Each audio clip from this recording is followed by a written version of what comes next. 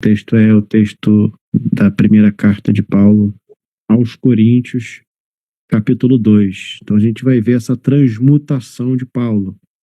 Em um momento, falando para o povo romano, que a gente leu junto, agora ele já vai estar falando para um povo mais básico, para o povo da cidade, para o povo comum, para o povo do dia a dia. Ele não está comunicando mais com os eruditos, tá? Ele está falando com o povo, com o povão, com a galera, com o bonde, tá? E ele vai começar dizendo: e eu, meus irmãos, quando eu fui visitar vocês, anunciando para vocês o testemunho de Deus, eu não fui com palavras rebuscadas, eu não fui com intelectualidades, eu não fui com a filosofia romana, porque eu fui falar com vocês, que é o povo de Corinto. Eu não fui com sublimidade de palavras ou de sabedoria, em outras palavras. Porque nada me propus saber sobre vós, senão a Jesus Cristo. E que Jesus Cristo é esse? É aquele que morreu, que foi crucificado. E eu disse, e eu estive com vocês de verdade, em franqueza, e também com temor, e grande tremor. E a minha palavra e a minha pregação não consistiam em palavras persuasivas, em filosofias, em muitas questões rebuscadas, em você sabia que, isso não é assim, é assado. Eu não vim trazer para vocês, eu não vim falar com vocês como o discurso dos nossos irmãos hoje em dia progressista, com um monte de questões sobre Jesus, o Jesus histórico, o Jesus não histórico, quais dons que permanecem, quais dons que não ficam. Eu não vim falar com vocês munido de teologia, de sabedoria humana, mas eu vim falar com vocês em demonstração do Espírito e de poder. O que muda as pessoas é o poder de Deus, é a ação de Deus, é o poder do Espírito, é o convencimento daquilo que eu sou e da contrariedade daquilo que eu sou em relação a quem Jesus é. E todas as dissemelhanças são curadas pelo Espírito, pelo poder, para que a fé de vocês não ficasse apoiada em filosofia, em teologia, em vãs conversas, em sabedoria dos homens, mas no poder de Deus. Enquanto em Romanos ele começa falando sobre sabedoria, sobre conhecimento, com argumentos, aqui para o povo de Corinto mudou o discurso. Eu não vim falar com vocês a partir desse conhecimento. Todavia, falamos sabedoria entre os perfeitos, não porém a sabedoria desse mundo, nem dos príncipes desse mundo, que se aniquilam, que se matam, que se degladiam. Eu não vim falar com vocês desse jeito, eu vim falar como eu falo com gente madura. E entenda, gente madura não tem a ver com gente com conhecimento, gente com sabedoria, gente com know-how. Gente madura para o apóstolo Paulo não tem a ver com isso. E isso já deveria dar umas dicas para a gente. Paulo não está tratando para um povo com conhecimento teológico. Está dizendo que isso faz com que as pessoas se aniquilem, se matem, se degladiem. Mas a gente nós falamos a sabedoria de Deus, que está oculta em mistério, a qual Deus ordenou antes dos séculos para a sua glória, a qual nenhum dos príncipes desse mundo, nenhuma das pessoas mais importantes desse mundo conheceu. Porque se a conhecesse, nunca teriam crucificado ao Senhor da glória. Mas como está escrito, as coisas que o olho não viu, e o ouvido não conseguiu escutar e discernir, e não vieram até o coração, até o entendimento do homem, são as que Deus preparou para aqueles que o amam. Mas Deus nos revelou ela pelo Espírito. Então ele fala dessa busca pelo Espírito, nisso que nos discerne de nós mesmos e do mundo, aquilo que faz que a gente ganhe a compreensão. Paulo, quando está falando do Espírito, ele não está falando de fantasma. Ele está falando de algo que discerne o mundo e que nos traz compreensão, que existe algo que pode em algum momento nos habitando, nos ensinar a discernir as coisas.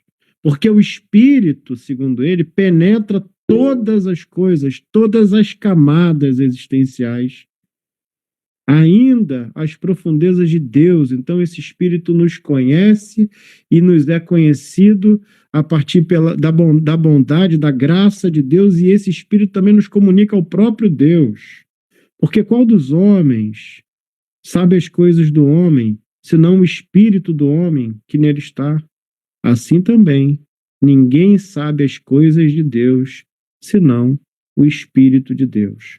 Mas nós não recebemos o Espírito do mundo, mas o Espírito que provém de Deus, para que a gente pudesse conhecer o que nos é dado gratuitamente por Deus, as quais também falamos.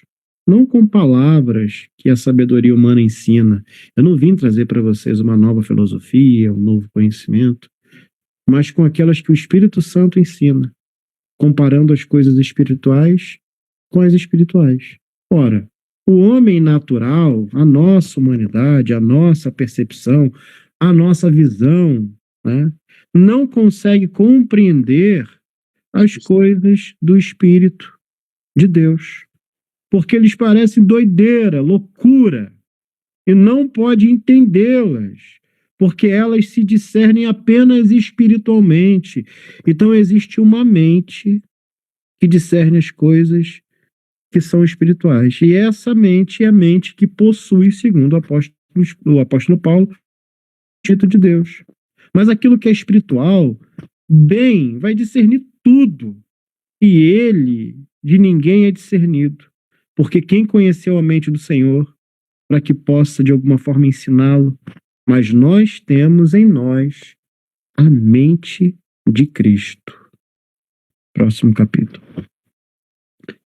E eu, meus irmãos, não vos pude falar como agente espiritual. Eu não pude tratar com vocês como gente espiritual, como gente aprofundada nessa mentalidade. Mas eu falei com vocês como gente carnal, como meninos que começam agora a caminhada em Cristo. Eu criei vocês com leite, com o que é de criança, de bebê. Eu ensinei para vocês como ensina-se para bebês. Talvez hoje eu possa falar com vocês com mais maturidade do que quando a gente começou o nosso ensino lá em setembro do ano passado. De modo que, se você ver e você perceber, eu venho nos aprofundando dentro de uma consciência. Então, se você for pegar as nossas primeiras mensagens, eu estou falando com vocês de um jeito, e agora que a gente já se conhece, agora que a gente já caminha, agora que a gente já tem intimidade, agora que a gente já falou de coisas espirituais e carnais, eu venho comunicando vocês de uma outra maneira. Por quê? Porque a gente é carnal. E se a gente tem no meio de vós, no meio de nós, sentimentos como inveja, briguinhas, discussões, a gente não seria carnal? A gente ainda não está fadado a essas dores desse mundo? E a gente ainda não está andando segundo a consciência dos homens desse mundo? Porque dizendo um, eu sou de Paulo, e o outro, eu sou de Apolo, porventura isso não é carnalidade? Dizendo, eu sou progressista, eu sou conservador, eu sou... Será que a gente ainda não é carnal? Será que a gente ainda não aprendeu? Pois quem é Paulo? Quem é Apolo? Senão gente normal, ministros, pregadores, pela qual a mensagem chegou até vocês. E conforme o que o Senhor deu a cada um deles. Eu plantei, o Apolo regou, mas Deus deu crescimento, fez florescer.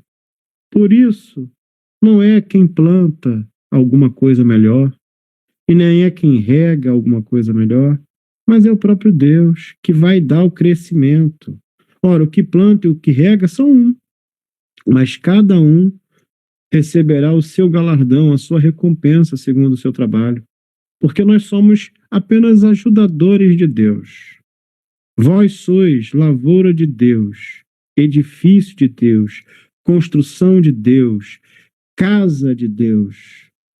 Segundo a graça de Deus que me foi dada, pus eu, como sábio arquiteto, o fundamento.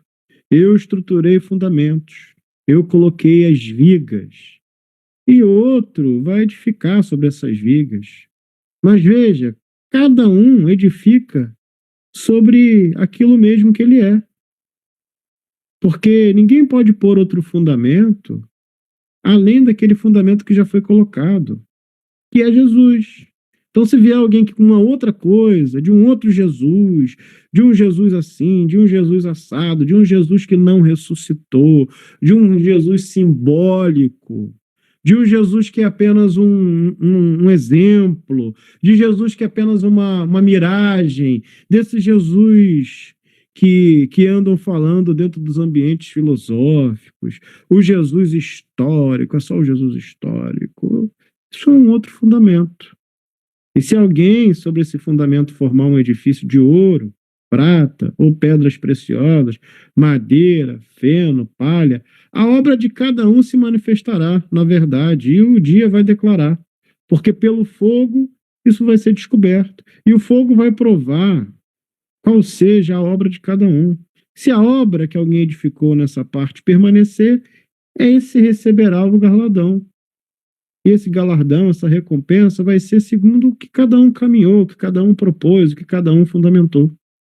Se a obra de alguém se queimar, vai sofrer o detrimento, mas o tal será salvo, todavia pelo fogo, todavia pela dor, todavia pela queima. Não sabeis vós que vocês são templos de Deus e que o Espírito habita em vocês? Se alguém destruir o templo de Deus, Deus o destruirá. Porque o templo de Deus, que sois vós, é santo. Não destrua um templo. E aí já vai o povo para o punitivismo. Já tem um povo, já aqui, ó, tá vendo? Paulo está dizendo que Deus destruirá. E aí você já está com isso no seu coração, porque você não entendeu o que ele está falando desde o começo. Você não entendeu que ele está fazendo uma comparação desde o começo. Você não está entendendo que às vezes Paulo está usando uma figura de linguagem desde o começo. É templo, é casa, é edifício. Né? Então, Deus o destruirá tem muito mais a ver com a cultura judaica, acerca da ideia do aniquilacionismo, de que será destruído, virá pó, não tem a ver com o inferno, nada disso. Porque olha quanta coisa que você já pensou nesse meio tempo. Quando você vê que Deus o destruirá, parece que tem um inferno, né? Mas os judeus, eles acreditavam nessa ideia aniquilacionista, que não tem tortura eterna para ninguém, e que alguém simplesmente será apagado. É o que o João vai falar, que é o dano da segunda morte. Mas você já pensou um milhão de coisas, porque sua mente só consegue pensar nesse organismo cartesiano. Não dá para entrar, às vezes, dentro do texto, fica dentro da superficialidade de tudo aquilo que você já viu. Por isso que é tão importante, ao começar a gente a ler, ao você ir para a vida, ao recomeçar o seu dia, é clamar a Deus por esse espírito que discerne as coisas, porque esse espírito não te confunde, sabe? Não vai te confundir. Você não vai viver em confusão, porque isso discerne o mundo. E aqui você vê que o apóstolo Paulo está sendo o melhor possível, dentro de todas as doutrinas que haviam naquele momento, que ele está dizendo, uma vez que Deus aniquila, ele está falando, acabou o sofrimento, acabou a existência. Não se tem essa ideia da tortura, do inferno, nem nada disso. Ninguém engane a si mesmo. Se alguém entre vocês se tem por sábio nesse mundo, faça-se louco para ser sábio. Esse mundo tem concepções avessas à verdadeira sabedoria. Esse mundo carrega instruções que não têm a ver com a verdadeira sabedoria. Então, o cara que é louco nesse mundo, que abre mão da própria vida, que partilha até daquilo que não tem, esse cara, ele encontrou sabedoria. Porque o mundo é de reter, é do que é meu, é o que eu posso conquistar, é o que eu posso ter, tem a ver com os meus sonhos. É assim que funciona, e desde o apóstolo Paulo funciona assim, querido. Ele está dizendo que os loucos nesse mundo são sábios. Porque a sabedoria desse mundo, o melhor conhecimento, a melhor estrutura filosófica, os melhores argumentos são loucuras diante de Deus. Pois está escrito, ele apanha os sábios na sua própria maluquice, na sua própria astúcia, na sua própria loucura, na sua própria pretensa inteligência. E outra vez, o Senhor conhece os pensamentos dos sábios, que são vãos, que são à toa. Portanto, ninguém fique se gloriando nos homens, porque tudo é vosso, seja Paulo, seja Apolo, seja Pedro ou Cefas, seja o mundo, seja a vida, seja a morte, seja o presente, seja o futuro, tudo é vosso. E vós, vocês são de Cristo, e Cristo é de Deus. Que os homens nos considerem como ministros de Cristo e garçons, mordomos dos ministérios de Deus. Aprenda a ser servo, a servir. Além disso, requer-se de nós, que somos mordomos, que cada um se ache fiel. Todavia, a mim, muito pouco se dá de ser julgado por vocês, ou por algum juiz humano. Nem eu, tampouco, a mim mesmo me julgo. Isso é um problema humano que a gente tem, que aí os processos introspectivos, depressivos, depreciativos do ser colocam, inclusive, você mesmo debaixo do teu julgamento. E você é réu da sua própria vida. É réu da sua própria existência. Parece que não tem mais nada que preste naquilo que você é. Parece que não existe margem para erro, margem para que a vida não esteja tão boa, margem para que as coisas não sejam do jeito que você quer. Então, o apóstolo Paulo falou, cara, nem eu me julgo a mim mesmo. E grande parte dos problemas que a gente vive, depressivos, de questões almáticas, vem do nosso próprio julgamento daquilo que a gente pensa sobre a gente. Tem a ver com aquilo que a gente carrega sobre a gente, tem a ver dos pareceres que alguém já deu e a gente acreditou. Porque a gente tem muita misericórdia com os outros, às vezes, e não tem misericórdia nenhuma conosco. Parece que a gente tem um peso a mais, parece que a gente tem peso 2, parece que a gente não pode errar, parece que não há margem para a gente. Porque em nada me sinto culpado, mas nem por isso me considero justificado. Olha quem está falando, meu irmão. Eu não me considero culpado e nem justificado, pois quem me julga é o Senhor. E se a gente pudesse fazer o exercício disso todos os dias, de todas as vezes que as acusações surgem, de todas as vezes que a culpa fica profunda demais, de todas as vezes que a gente se sente muito menos em relação ao mundo, que a gente pudesse fazer tal como o apóstolo Paulo dizer, quem nos julga é o Senhor. Portanto, nada julgueis antes do tempo, até que o Senhor venha, a qual também trará luz às coisas ocultas das trevas e manifestará os desígnios, os planos dos corações. E então, cada um receberá de Deus o louvor. Porque parece que agora ele vem trazer juízo, né? Mas Paulo diz, cara, vai trazer o louvor. A intenção do bem já é o próprio bem em si.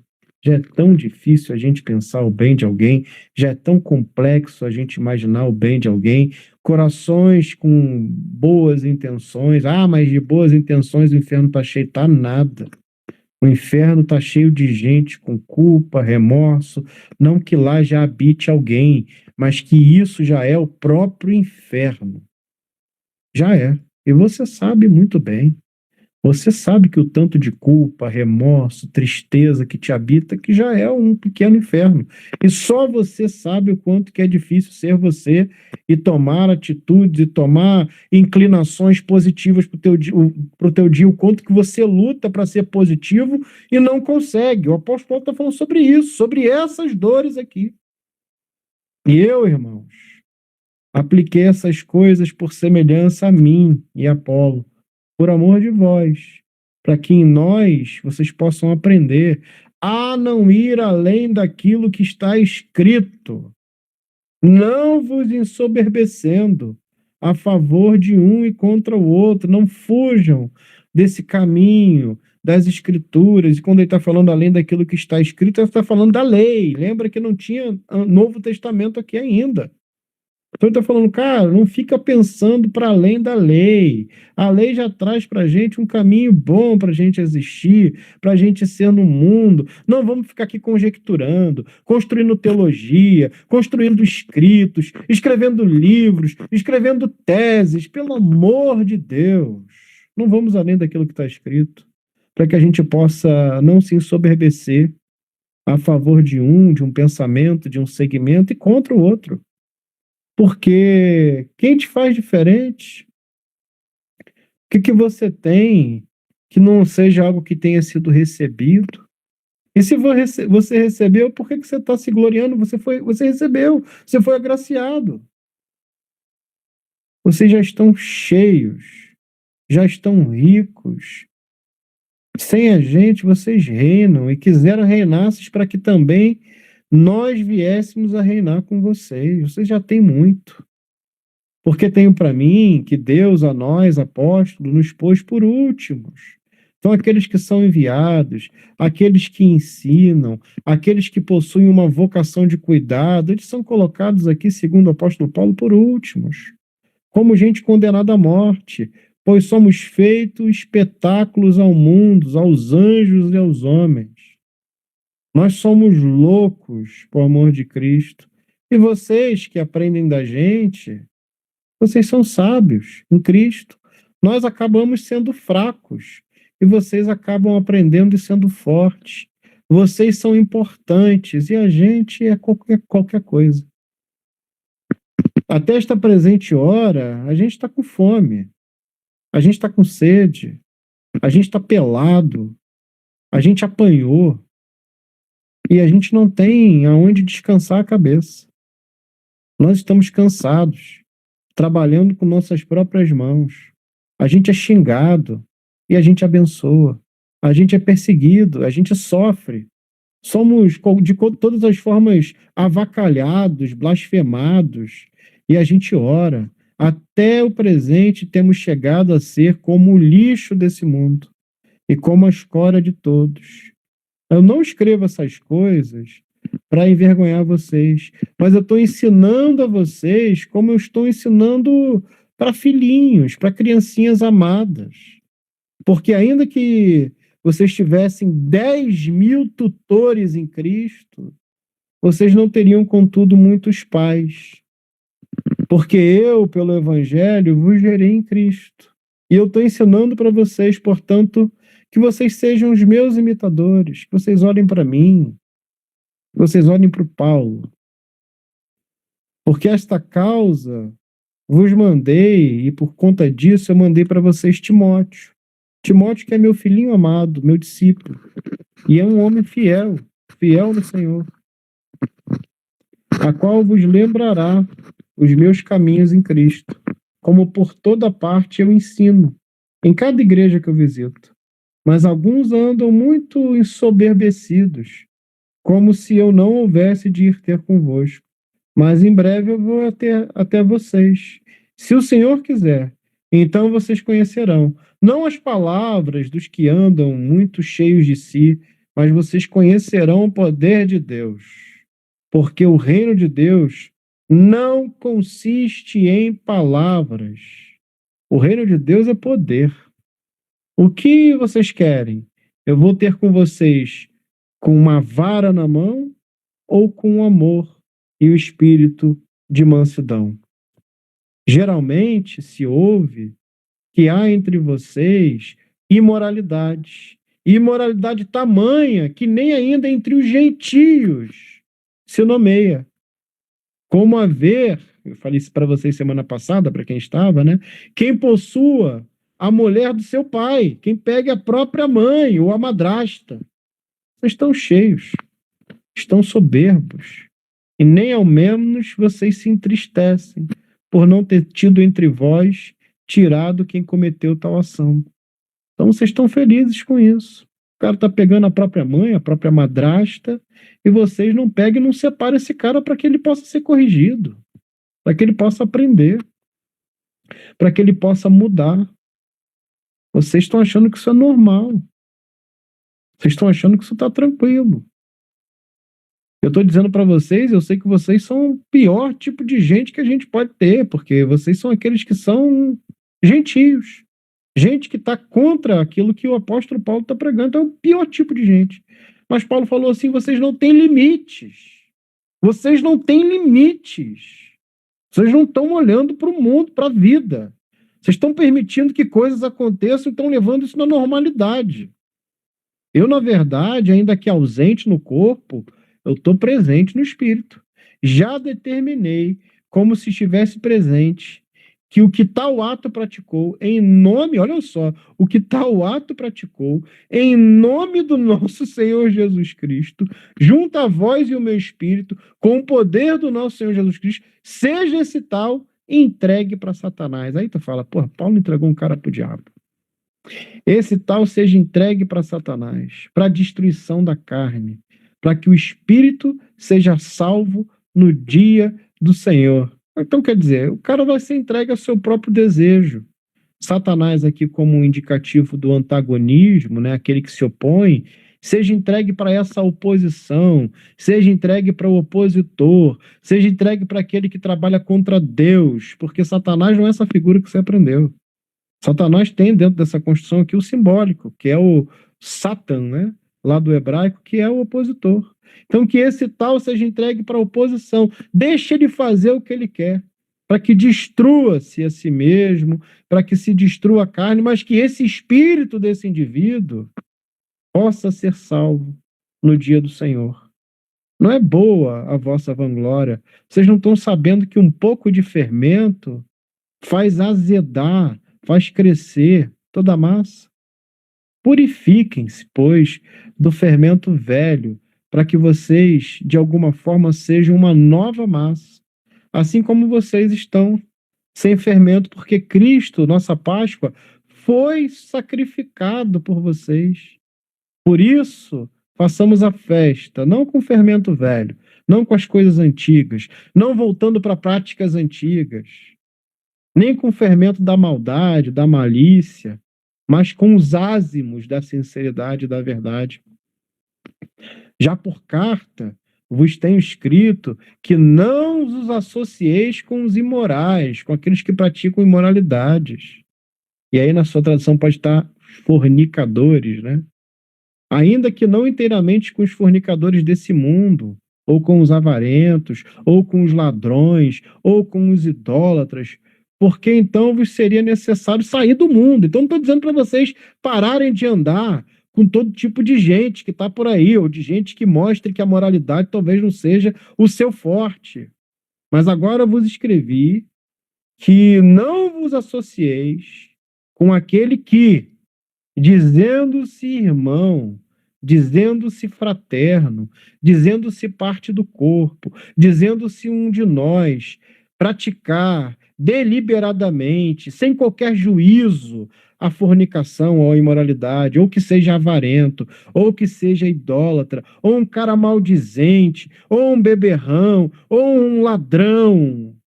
Com esses caras que se dizendo irmãos, mas mantendo-se nessa postura covarde, cruel, maldosa, abjeta.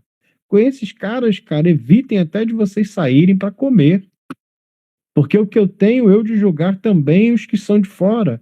Não julgais vós os que estão de dentro, mas Deus vai julgar os que são de fora e os que são de dentro. Tirai, pois, dentre vós esse que pratica a iniquidade. E aí a gente não está falando de um indivíduo que foi surpreendido em pecado, queridos. A gente não está falando de alguém que tropeçou. A gente está dizendo de um cara que era irmão, que caminhava junto, que orava junto, que mantinha o coração ali juntinho, mas que decidiu deliberadamente praticar o mal. Não é um indivíduo que tropeçou, que caiu, que escorregou. É um indivíduo que deliberadamente pratica o mal. O apóstolo Paulo falou, gente, esse cara está doido, está perdido. O que se tem que fazer é entregar ele para o seu próprio desejo, para o seu antagonista, para aquele que se opõe, deixar esse indivíduo se lascar para lá, para que possa, de alguma forma, o espírito ser salvo. Paulo nem acredita nessa ideia de condenação. Ele diz, não, a carne vai se lascar, o corpo vai padecer. Minha avó que falava, quando a gente comia muito, né? Aí ela falava que quem come o que não deve, ou que come mais do que deve, sabe o furico que tem. E é basicamente isso.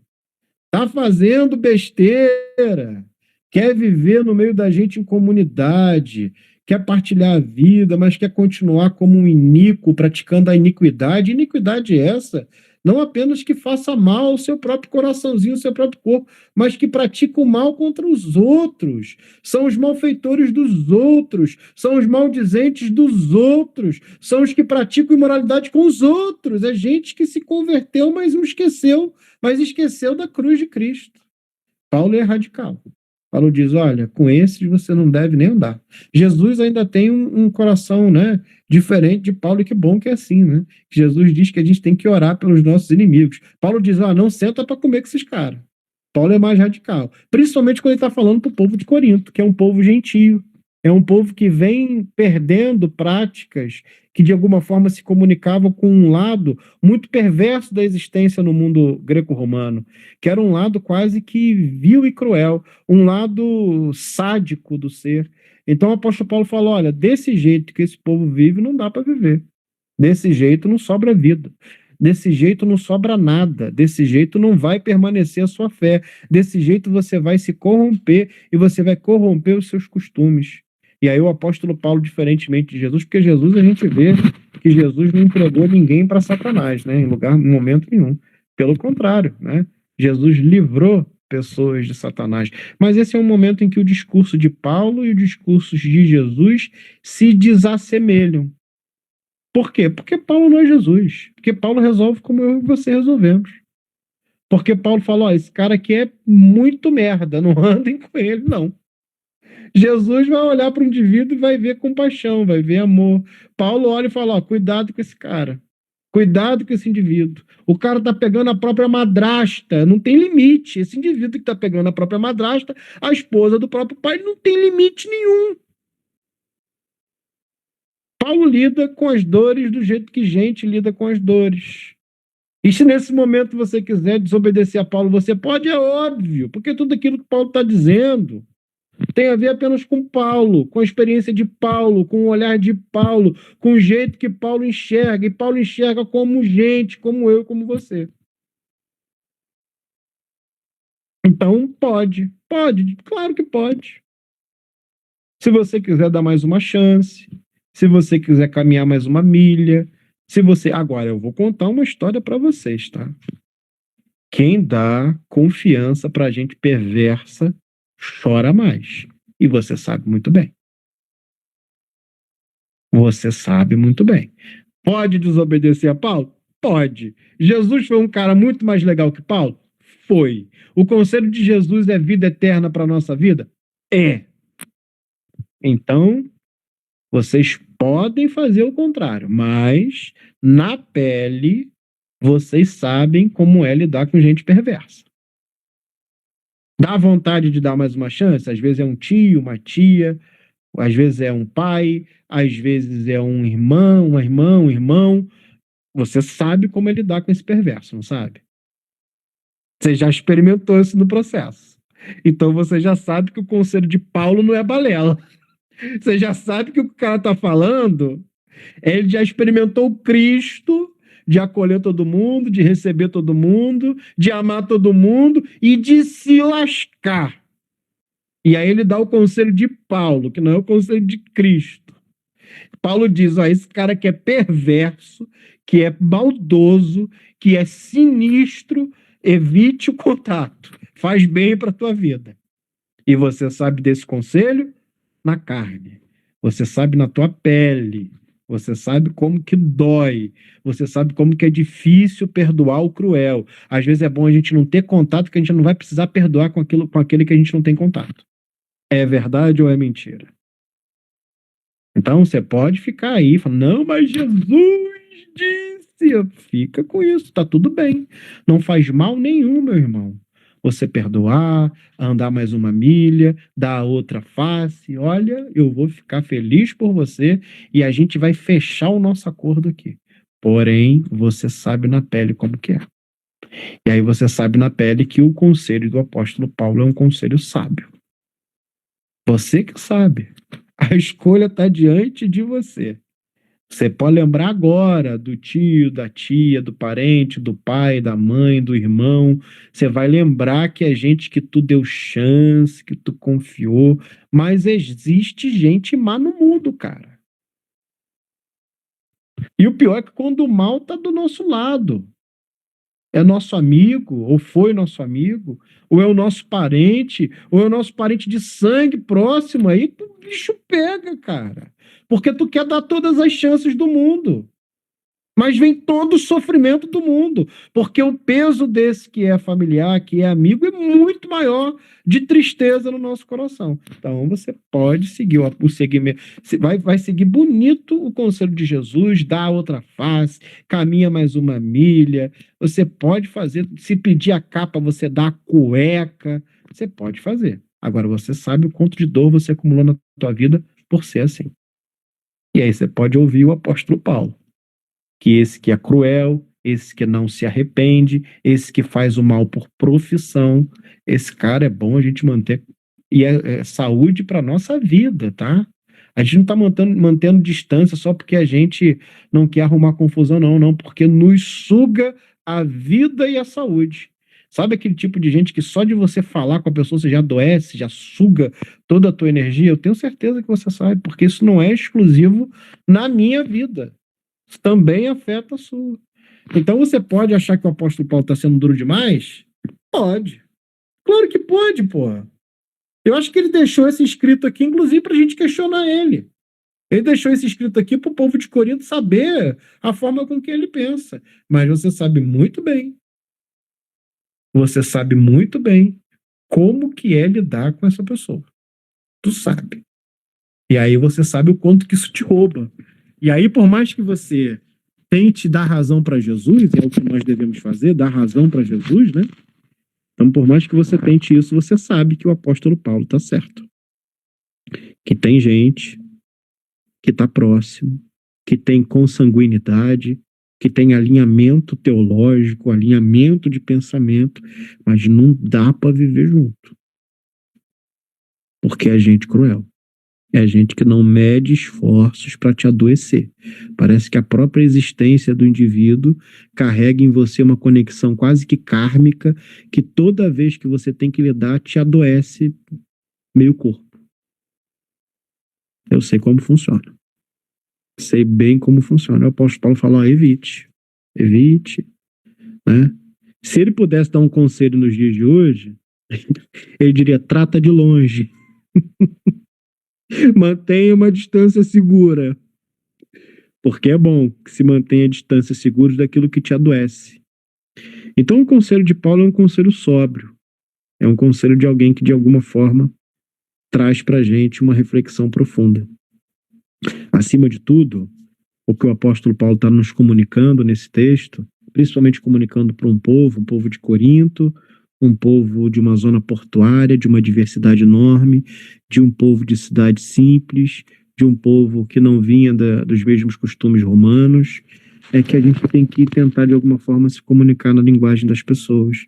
Que a gente não deve surgir para as pessoas com aquilo que, respondendo aquilo que as pessoas não estão perguntando, tratando de questões que as pessoas não estão levantando, tentando ser sábios no meio de gente que não vai compreender. Porque a gente pode chegar no meio do povo que vem caminhando dentro de uma orientação de uma igreja tradicional e, pelo tanto que a gente conhece, que a gente já viu aqui, parecer muito inteligente. Mas qual é a função disso? Qual funcionalidade que isso tem? Será que não é só por capricho que a gente quer parecer um pouco melhor? Será que a gente de fato é tão melhor assim? Quando a gente olha esses irmãos que estão distintos na sua compreensão, que estão com dificuldades no entendimento, que compreendem esse evangelho, esses textos de uma maneira tão diferente do que a gente compreende, será que, de fato, a gente é tão diferente assim? Ou será que a gente carrega um monte de informação, mas pouca sabedoria para lidar com esses queridos? Será que eles também não são vítimas desse amor de Deus e que talvez o ensinamento duro fora do tempo só traga dor e nenhum tipo de conversão verdadeira ao Evangelho? Será que todo mundo está no tempo de aprender algumas coisas? Será que a gente não tem um tempo de amadurecimento? O quanto que você teve que maturar na dor, de ficar embebido na dor, para poder chegar a conclusões que você chegou talvez há tão pouco tempo? Entende? Será que esse indivíduo tem o mesmo trajeto de dor que você?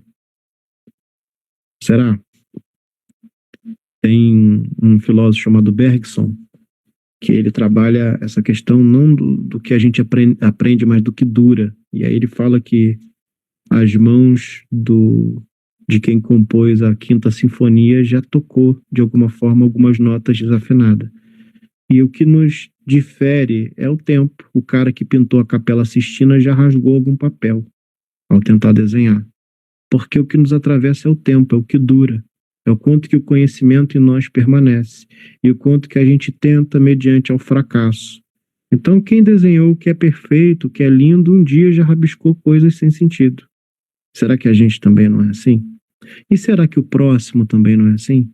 Será que aquele que a gente despreza, aquele que não chegou ao conhecimento, será que esse conhecimento já bateu a porta dele? Será que o sofrimento já o fez amadurecer? Porque nada nos faz amadurecer mais do que o próprio sofrimento. Foi você embebido em dor e nos seus transtornos, é você embebido nas suas tristezas e depressões, é você transbordando aquilo que você não consegue segurar e o sofrimento que você não consegue conter, que talvez tenha chegado à capacidade de pensar da forma que você pensa hoje. Então você foi forjado. Sabe a forja, aquela parada de você esquentar e bater, esquentar e bater, esquentar e bater? Talvez seja isso.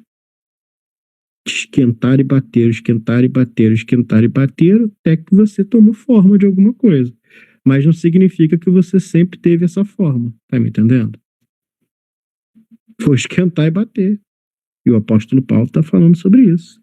Que ele veio falar com os nossos irmãos de Corinto, não como se fala gente espiritual, mas ele veio falar como gente simples, como pessoa carnal, como gente normal, como gente comum. Porque se ele viesse cheio de filosofia, cheio do mundo greco-romano, cheio das estruturas semânticas, não adianta nada. Eles não estavam prontos para aprender. Então só você sabe, meu querido, o quanto que te esquentaram e bateram para você chegar na forma que você está hoje.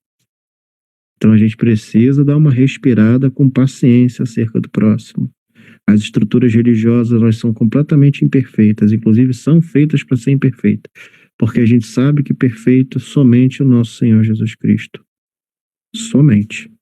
Então as estruturas são todas elas imperfeitas, elas dão problema, elas dão defeito, tem gente ruim, tem gente má, e é o sistema é brutal, o sistema ele vai obliterar quem questiona ele. Entenda, querido, o sistema vai te obliterar. Se você entrar e questionar, você será obliterado. Então, acho que a saída não é questionar, porque você não quer ser obliterado. Talvez a saída seja amar ou encontrar um lugar que se adapte, que você adapte o seu coração e entre em conformidade. Mas entenda, tá? O coraçãozinho que questionou uma coisa vai ser um coraçãozinho questionador a vida inteira. Você está pronto para encontrar estruturas imperfeitas? Será que você está pronto para isso? Você vai encontrar uma estrutura imperfeita, aonde quer que você vá. E eu já pensei no meu coração, olhem bem pro John, eu já pensei no meu coração que eu tinha criado uma estrutura que fosse muito boa. Eu já pensei. Eu já fiz parte da construção de um pensamento de igreja. Já fiz parte disso. E a estrutura em si, por mais que a gente veja um monte de qualidade, né, no processo estrutural, ela não é perfeita. Ela é feita de gente. É feita de humanos. Será que você está pronto para encontrar com a sua própria imperfeição? Uma coisa era quando eu, olha bem para mim, reclamava da Igreja Presbiteriana do Brasil por ser machista, racista, às vezes xenofóbica. Uma coisa é quando eu explicar, porque essa estrutura não fui eu que criei. Agora, quando eu crio uma estrutura que replica as mesmas coisas, aí você começa a se questionar sobre você. Confia no que eu estou dizendo. Então, uma coisa é quando a gente está dentro de uma estrutura criada por outros, a gente reclama, a gente chuta o balde, a gente fala umas... Agora, quando a gente é que criou essa estrutura e essa estrutura replica algumas coisas, aí a gente fica, um pouco E a gente pensa que criou um objeto que é legal, que é perfeito, mas ainda contém imperfeições. Por que contém imperfeições? Primeiro, porque eu estou ali. Eu sou imperfeito. Então, se eu estou ali, já vai ter problema. Em segundo, que outros imperfeitos vão estar naquele lugar. Então, confie em alguém que tem essa experiência, que não significa que você coloque os moldes, que você coloque os fundamentos, que esse objeto de alguma forma vai ser funcional. Isso não é verdade, ok? Não é. E eu experimentei isso nos meus ossos, na minha carne, no meu coração, de pensar que estava construindo um objeto que era bacana, mas vai ter problema. Em primeiro lugar, porque eu estava ali.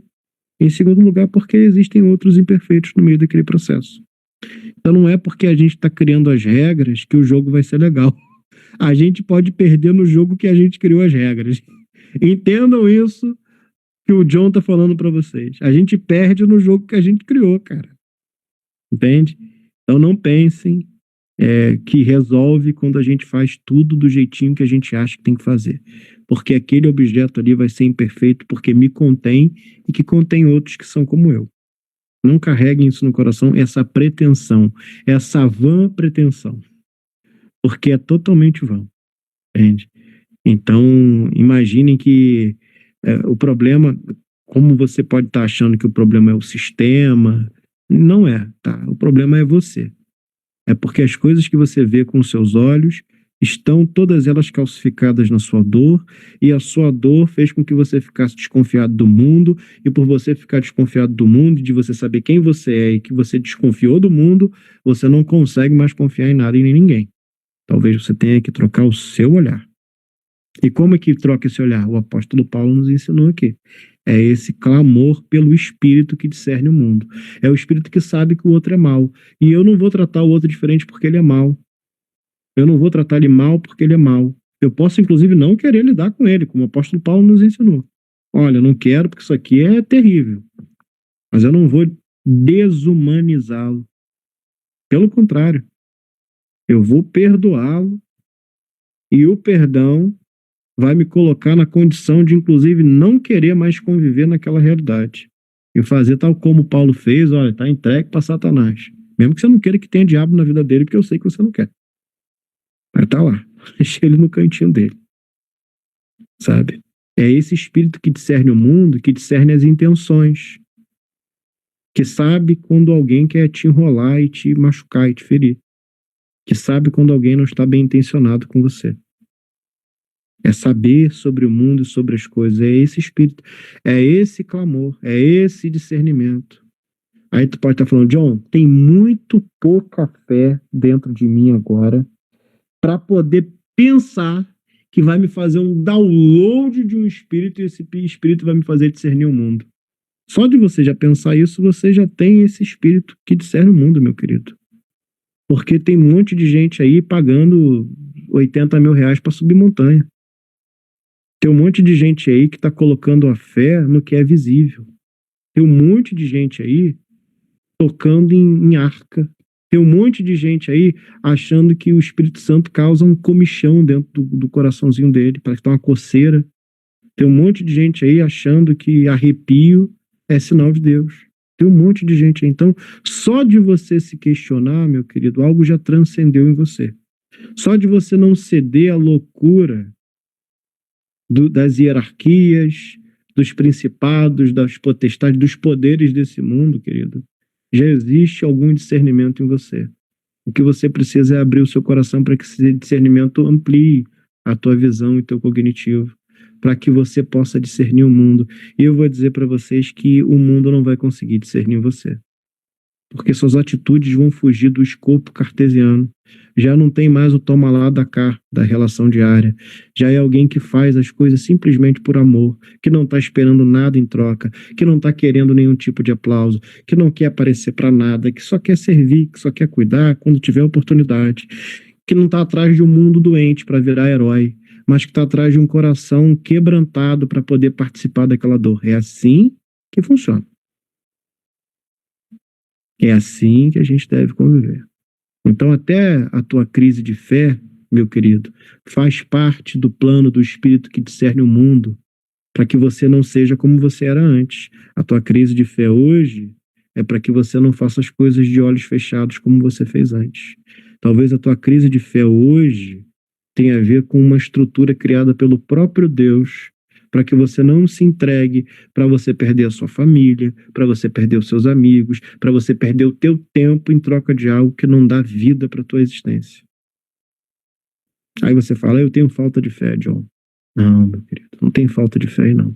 Tem a proteção de Deus para você e para tua família, para que você não coloque os teus mais nessa fé tão simples, tão abobada que você viveu em algum tempo. Então não é falta de fé, querido. É plano divino. Confia no que eu estou dizendo. Não é falta de discernimento. Ah, mas eu não consigo sentir. Mas porque não é sensação. Não está no campo do sentir. Não está nesse campo ainda, meu querido. Tá? Então é proteção do eterno para tua vida. A tua dúvida é proteção de Deus para tua vida. O quanto que você questiona é proteção de Deus para tua vida, porque você sabe o quanto que te doeu fazer as coisas sem questionar. Só você sabe, meu querido. Só você entende. Só você consegue perceber.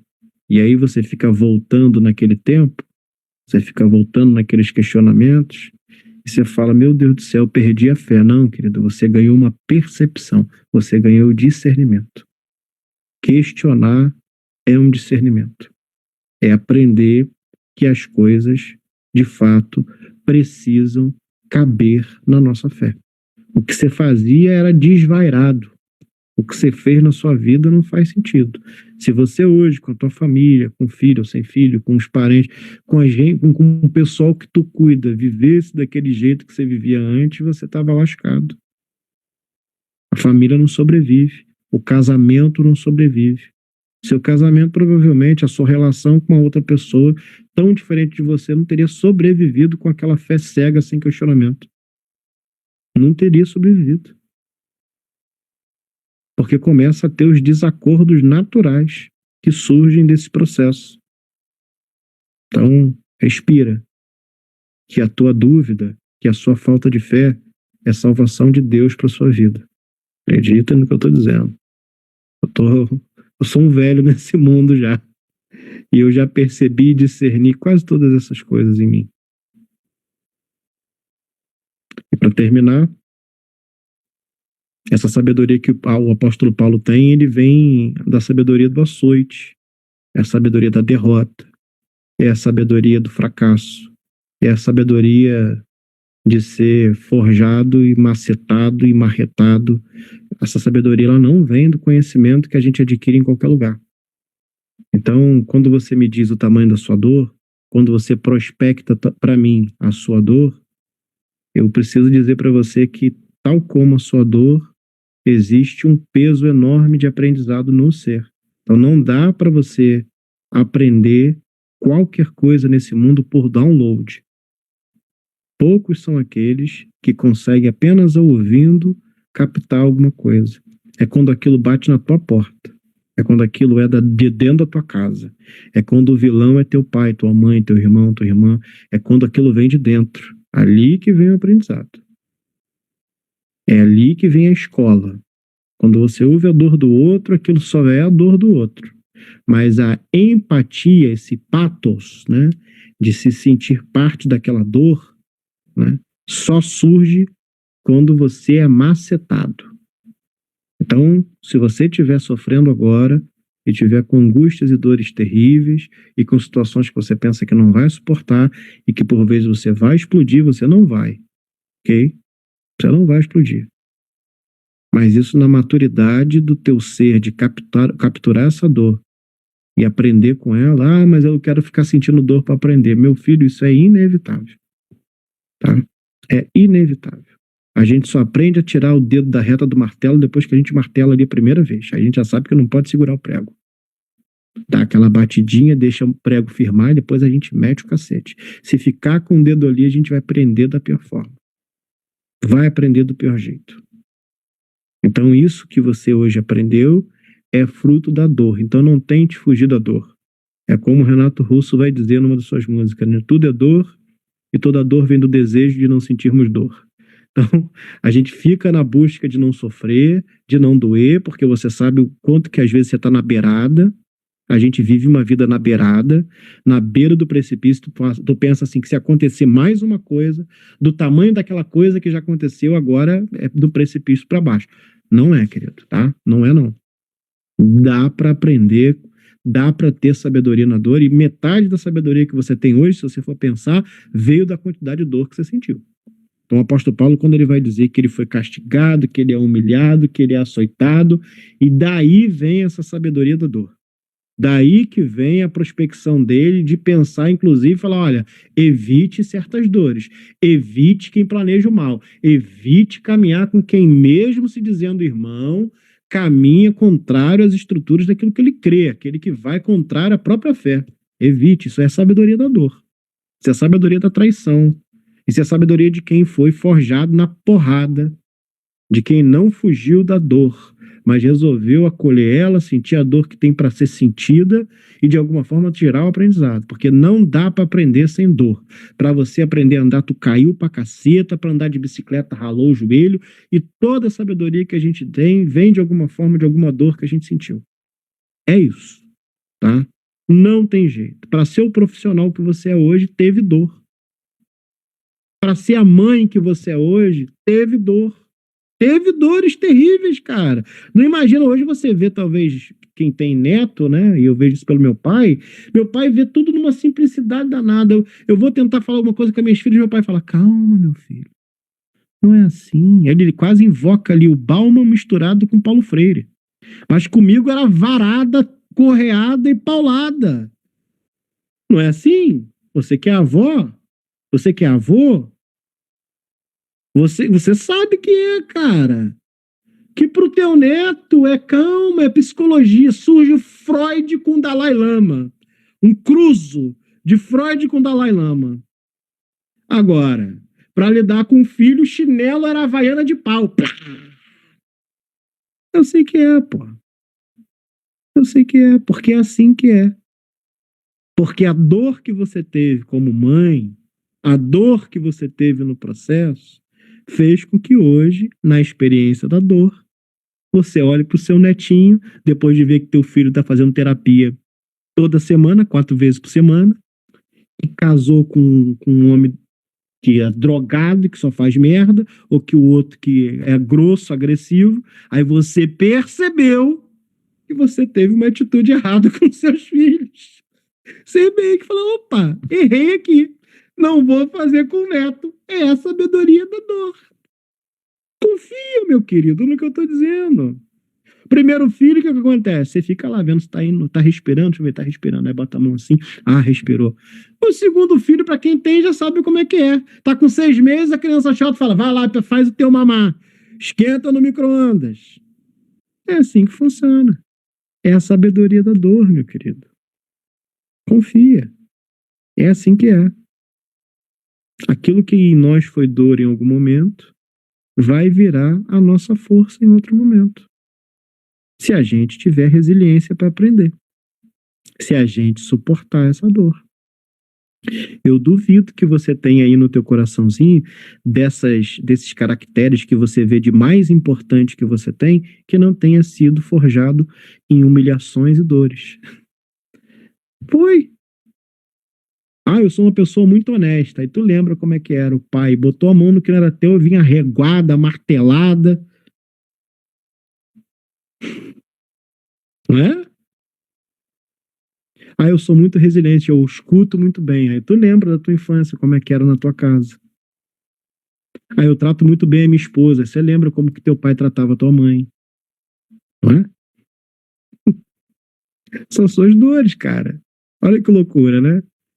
Talvez você chegou agora a 30, 40 anos de idade para saber que as tuas dores sempre foram suas amigas e elas nunca mentiram para você. As tuas qualidades já mentiram para você. Tu já achou, não, eu aguento, eu suporto, eu sei. E se, as tuas dores, meu querido, nunca te contaram uma mentira. Nunca te fizeram vacilar. As tuas dores foram os seus moderadores até hoje. Moderaram você. Foi nelas que você foi forjado. Assim como o apóstolo Paulo. Quando ele está dizendo tudo aquilo que ele disse, que ele sofre, que ele tem as dores, que ele carrega essas marcas de Cristo, e que sejam meus imitadores como eu sou de Cristo. Quando ele levanta essa hipótese, ele levanta essa bola, ele está falando de dor, de sofrimento. Ele está falando do aprendizado que não vem do livro, que não vem dos saberes, que não vem do John. Tu só vai aprender na tua vida. E que você não deve desprezar. Eu vou abrir espaço para vocês falarem sobre isso que a gente leu, se você tiver alguma dúvida, sabe? Mas não se apegue nesse negócio mais de Satanás, entregou para Satanás, porque a gente já conversou sobre isso. Não vou responder sobre isso. Se me perguntar, eu vou desmaiar aqui, tá? Eu já tô para ficar doente. Se me perguntar que de Satanás, a gente já passou sobre isso. Isso aí já. A gente que já passou da morte para a vida, a gente não fala mais sobre essas coisas, tá? Vamos estabelecer aqui que o Satanás é igual ex-mulher, ex-namorado, a gente não fala mais, ok? Porque isso não faz parte da nossa vida, ok? Amém? Então vou liberar para vocês. O meu amigo Wallace já levantou a mão rapidamente, como um The Flash. Fala, Wallace, meu irmão. Boa noite a todos e todas. Enfim, cara, tá explicado. Os evangélicos, eu tenho a impressão que eles identificam mais com a rispidez de Paulo do que de Jesus, que dos palavras de Jesus. Mas, por outro lado, eu concordo com ele, com, tipo, não ficar perto com gente que não presta, sabe? Porque isso ferra com a nossa saúde mental, sabe?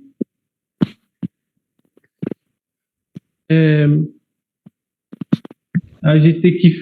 E quanto às pessoas que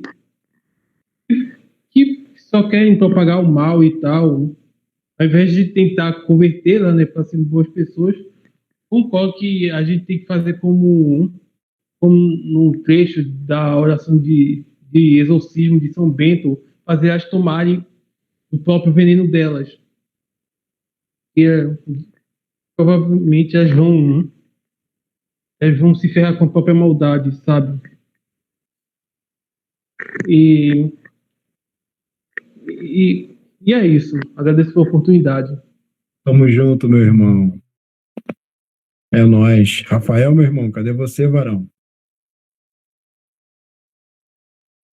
Ele botou a câmera lá na lua. Fala, Vaso. Boa Ele noite, tá gente. pelado. Ele tapou a câmera Não. porque ele tá pelado. Ele tá ouvindo a mensagem de Deus pelado, cara.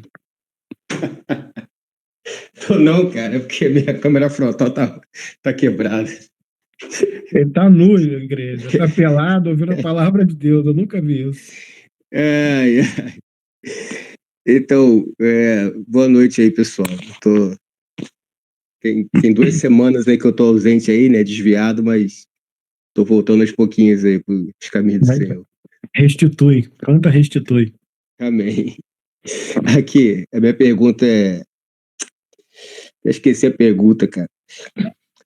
Assim, a minha pergunta é simples assim, né? Porque, assim como você falou sobre sofrimento, né? Você deve conhecer, com certeza, pessoas que são sofrimento atrás de sofrimento. Eu, pelo menos, conheço algumas, né? E aí chega uma hora, cara, que você já não tem mais o que dizer, né? Tipo assim, todos os seus argumentos de esperança, né? Eu, pelo menos, chega uma hora que parece que você fica limitado, né, em levar esperança para aquela pessoa, quando tudo ao redor, saúde, as injustiças, né, tantas coisas acontecem com aquela pessoa. E aí esse trecho que Paulo fala sobre entregar, né, entregar o cara que tava pegando a madrasta para, assim, entregar ele para Deus, né, para que ele seja salvo no dia do Senhor, né? Aí eu pensei nesse gancho. Será que essa questão da pós-vida, ou da morte, ou da eternidade, ou do que está por vir após, né? Após tudo terminar, né? Até eu quero saber se isso é um, um argumento válido, né? Porque, assim, como chega a hora que as coisas parece que não tem jeito, né? E até para nós mesmo, quando a gente olha para nós, e, cara, às vezes nem são angústias externas, mas às vezes angústias internas, que às vezes a gente não consegue resolução, né? E aí, às vezes, a esperança para algumas pessoas é justamente essa, essa transcendência, né? Que um dia isso vai acabar, né? Então, eu queria saber, tanto em Paulo quanto em Jesus, e também na sua experiência, se o Evangelho dá alguma ênfase a isso, né?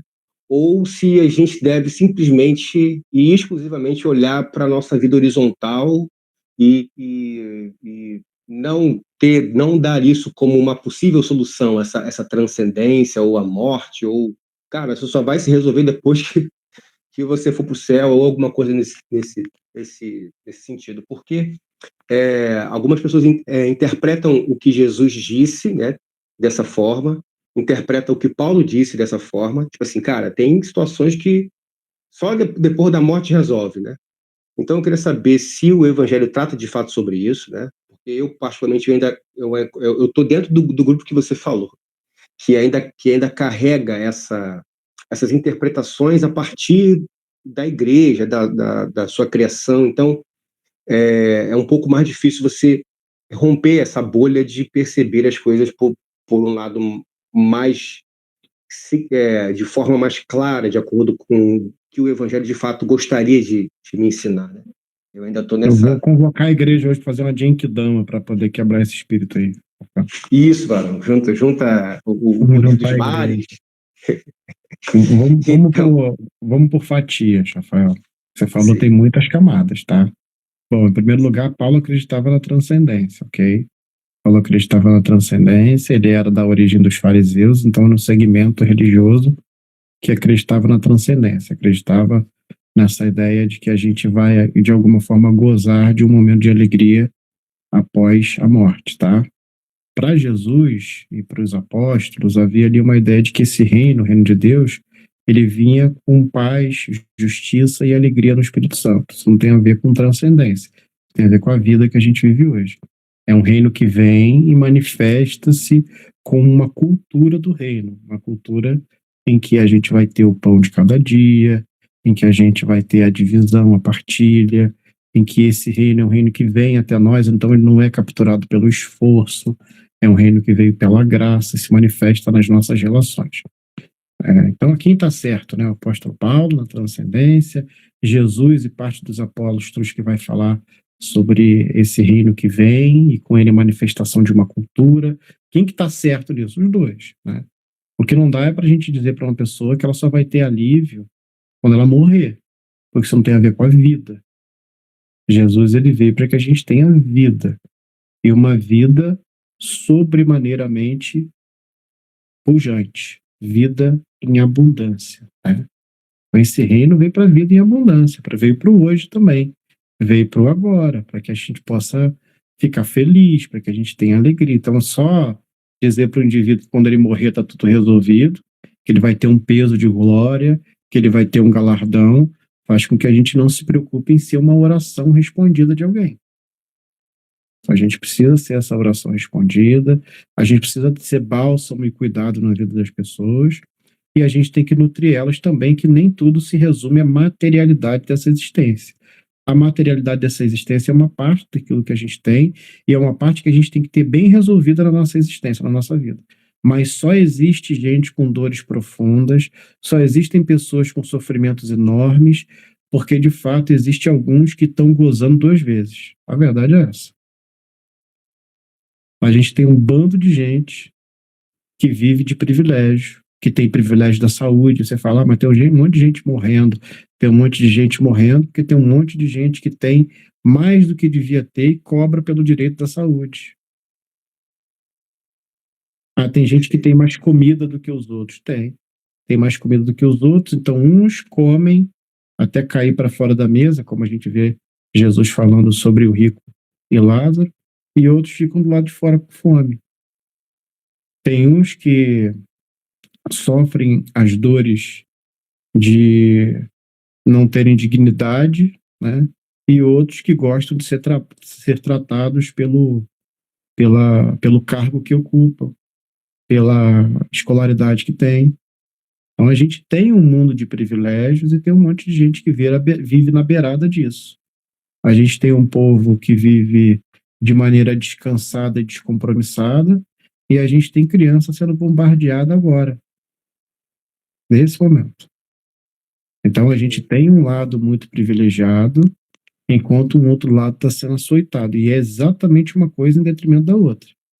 Porque daria para aquilo que a gente tem de orçamento de guerra, né, que é o orçamento secreto dos Estados Unidos, acabar com a fome por 33 anos no mundo inteiro. A gente tem problemas. Tá? E esses problemas vêm do exagero que alguns possuem, que vivem de maneira exagerada. Enquanto sobra na mesa de uns, falta para a mesa de outros. Enquanto tem muita saúde para uns, outros vivem de maneira a qualquer doença os afetar, os morrer. Eu quero dizer para vocês que eu estive em alguns lugares que as pessoas ainda morriam de leptospirose. Morrem de leptospirose. Gente que morre com infecção no pé. Pegou uma infecção braba no pé, o pé vai ficando preto, infecciona o sangue, o cara morre em pouco tempo. Gente que estão em algumas fábricas de tijolo e de carvão, crianças que vão morrer com 15, 16, 17 anos porque trabalham desde os 7. Então, assim, eu vi, ninguém me contou, eu não estou falando um conto de alguém, eu vi. Entende? Então, assim, a gente tem essas condições, Rafael. Então, acho que a nossa luta é uma luta por justiça. A gente luta por justiça. A gente luta para que as pessoas não tenham só esperança no pós-vida, no amanhã, na transcendência. A gente luta para que as pessoas tenham experiências com a vida hoje, com a alegria hoje, com a caminhada de hoje. Porque a gente tem muita esperança, e eu creio na transcendência, mas eu creio que viver uma vida de merda é terrível, cara. Viver uma vida completamente amassado pela existência em troca de uma pequena porcentagem da população estar vivendo de forma exagerada. Eu estava dando uma aula esses dias, eu estava dizendo que a China tem a maior quantidade de milionários do mundo. A China tem a população dos Estados Unidos de milionários. Mas a sociedade não está colapsando porque os valores do taoísmo são completamente diferentes do cristianismo. Porque se fossem valores ocidentais do cristianismo, aquela sociedade tinha colapsado por causa do consumo. Eles não consomem do mesmo jeito que a gente consome. Então, se eles consumissem como os Estados Unidos consomem, a gente estava lascado. O mundo não dá conta para produzir para a China com a quantidade de milionários da população dos Estados Unidos. Não tem condição. Mas como o milionário lá consome com uma outra cultura, a gente ainda consegue sobreviver algum tempo. Mas se a nossa cultura entrar dentro daquele lugar, se a gente, abre aspas, olha para mim, evangelizar esses irmãos e levar a nossa cultura para lá, a gente faz colapsar o mundo. Que é a cultura do desejo pelo desejo, a cultura que, de alguma forma, não prioriza a necessidade básica existencial, mas vai para além, né, na soberba do existir, destrói e acaba sacaneando todo o ecossistema. Se eles consumissem como a gente estava colapsando. Hoje eles produzem a maior quantidade de energia limpa. É o país que mais produz energia limpa no mundo. Então, se não estivéssemos, de alguma forma, a noção de que a gente perdeu ao evangelizar a China, a gente perdeu e é bom que a gente tenha perdido, porque se os nossos valores entram dentro daquela sociedade, a gente colapsa o mundo. Esses valores que a gente tem. Então a gente precisa, eu estou fazendo um estudo profundo agora sobre a China, né? Estou pensando até fazer uma pós para me especializar no assunto da religião chinesa, né? Para poder escrever algumas coisas que eu gosto de escrever, mas ao estudar agora profundamente 4, 5 autores, né, do tema, falando sobre a sociedade a nível existencial, a gente, Rafael, vê uma sociedade que, se a gente leva o que a gente crê para lá, colapsa o mundo. E a gente tem que pensar, cara, que a gente está com o mundo ainda, isso como um ecossistema viável para a existência por muito pouco tempo. Então essa existência, tanto na vida do dia a dia, como na capacidade de crer na transcendência, tudo isso, Rafael, de alguma forma precisa estar em perfeito equilíbrio. tem que ser um indivíduo que tem capacidade para viver o dia a dia com as dores, mas também superando com vitórias, com alegria, sendo que a gente sabe que a gente está num mundo caído, mas também num mundo vendido ao capital, em que é necessário algumas coisas para se ter outras coisas. Então é necessário ter o mínimo para ser e para existir nesse mundo. Ao mesmo tempo, nutrir a esperança do que não é só isso, de que aqui é muito difícil, tem alegria, tem dores, mas que o evangelho me faz prospectar para além. Então é ter esse equilíbrio, irmão, sabe? É carregar no coraçãozinho esse equilíbrio, que tem a ver com melhorar a vida das pessoas hoje, em cuidar das pessoas hoje, em apadrinhar hoje, em apacentar hoje, em ser pai e mãe de verdade para tua família hoje, não esperar qualquer situação, sabe? Então, tem a ver muito com agora, tá? E também tem a ver com ainda manter a esperança no coração vivo. Então, é esse equilíbrio, tá? Não pense que vai ter mais uma coisa do que outra, porque se não tiver esse equilíbrio, a vida aqui fica ruim demais e a esperança nos mata de ansiedade. Porque a gente fica esperando o dia e é o dia que nunca chega, que demora. Beleza, John. Pô, perfeito, cara. Perfeito. Obrigado aí, tá? Amém. Kézide, minha querida amiga, que está aí passeando, tá indo levar as crianças de carro em algum lugar para a escola. Tá dando para me ouvir? Estou te ouvindo. Ah, então tá bom. Não, a gente está indo receber uma amiga na capital, a gente está na van aqui. Ela vai passar uns dias aqui com a gente e a gente está Que legal. indo buscá-la. Muito bom. Então, eu estou aqui acompanhando com a Kézide, né? E eu achei muito interessante que você falou sobre a dor que é nossa amiga, que nunca mente pra gente, né? Você sabe, né? Eu acredito que a Kézide tenha compartilhado com você boa parte do que a gente viveu aqui recentemente.